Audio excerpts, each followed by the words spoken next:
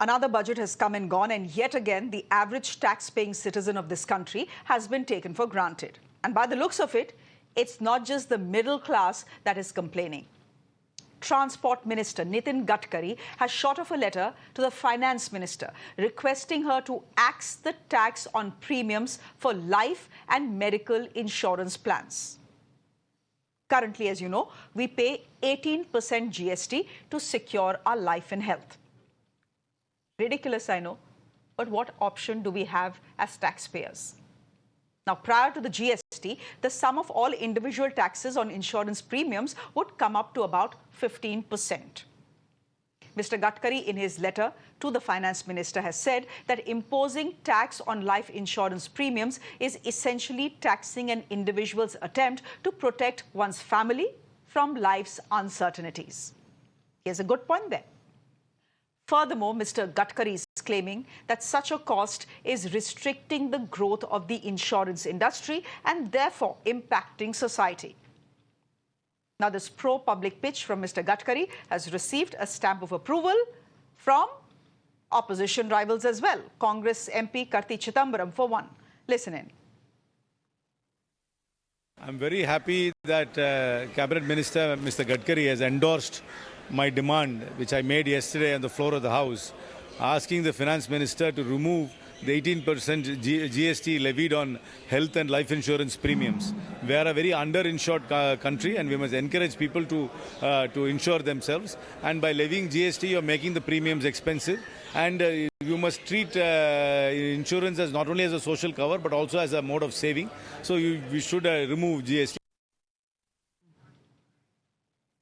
Sanjeev Ahluwalia is a senior economist joining us on the broadcast. Dr. Sanjeev Bagai is chairperson of the Nephron Clinic, joining us on the broadcast as well.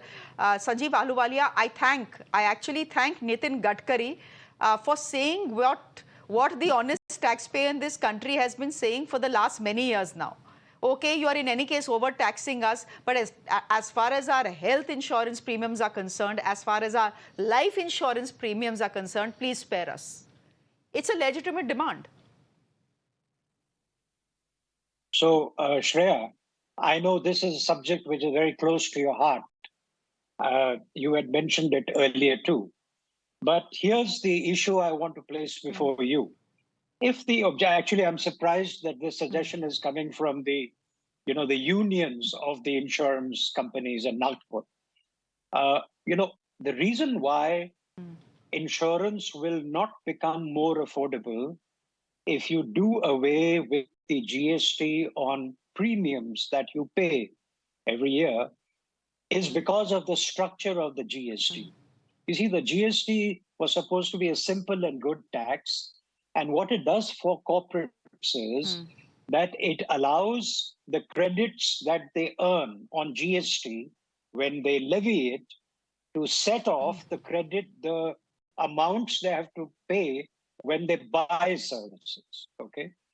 So either you have to end both sides of the equation. You have to end the levy of GST on premium. You also have to end the levy of GST on services, and then the companies will be where they were before the GST phase. But if you only end one side of it, what will happen is your premium will go up because the benefit, the financial benefit that the company earns by setting off the credits that they earn on charging GST on premium will no longer be there. But the cost that they have to incur on buying services like marketing and sales and so on, that will still be there. So premium will actually go up if the finance minister accepts the suggestion. She's a very smart woman. I don't think she's going to do that, number one. Number two, it is not the business of the finance minister to decide what the rate is. This goes to the GST Council where these things are discussed. A revision in the rates overall, the 4 rates that we have, is already on the table before the GST Council. And that will be the time to consider the point that what should be the GST on services, all services, which will include services that the company buys, and services that it provides to its customers. Okay, so essentially then, Dr. Sanjeev Bagai, what the good economist on the panel is telling us that in case the Finance Minister or the GST Council does decide to reduce the GST on the premium of our life insurance, policies, on health insurance policies, it could actually end up increasing our premium. It could actually end up having us to spend more on these things. But I mean, was this Mr. Nitin Gadkari just making a point to grab a headline because he's not that sort of person? Or is he someone who's echoing what most of us have said for a very long time now? I'm sure the government has a way to ensure that we are not taxed on our premiums for at least health and life. Good evening. I think this is an extremely important point. Keeping the entire gamut in discussion, I have 4 quick points. India is still highly underinsured as individuals and families. We have an insurance penetration of around early 40%.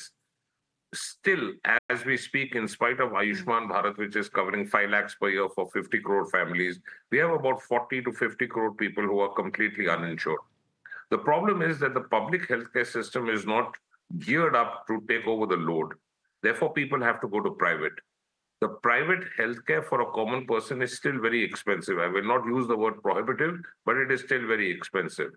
Therefore comes the insurance. Now we have cars coming out in India, and you can't drive the car till you take a comprehensive insurance. It's a wonder why families are having newborns and the babies and the children onwards are not being insured. Families are not being insured. Pregnancies are not being insured.